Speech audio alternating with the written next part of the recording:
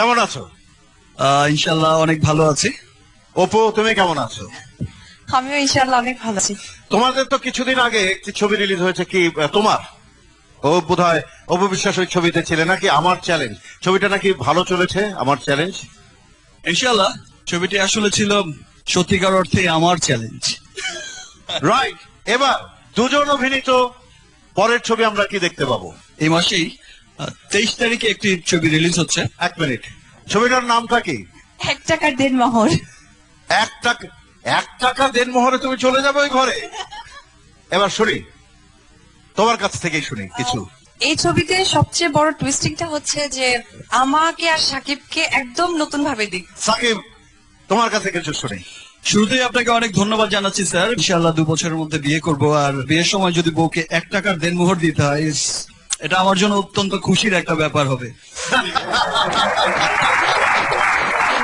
মাইক্রোফোনটা আমার হাতে দিয়ে দিতে হবে দুজনে। সাকিব খান আর অপু বিশ্বাস এখানে আছে, আর আমার দর্শকরা এখানে আছে, যারা এখানে প্রেজেন্ট এবং যারা বাড়িতে বসে মাছরাঙা টেলিভিশনের পর্দায় অনুষ্ঠান দেখছেন। একটি গানের সাথে যদি একটু মুভমেন্ট ওরা না করে, আপনারা কি আমাকে ছেড়ে দেবেন বলুন? Start sound.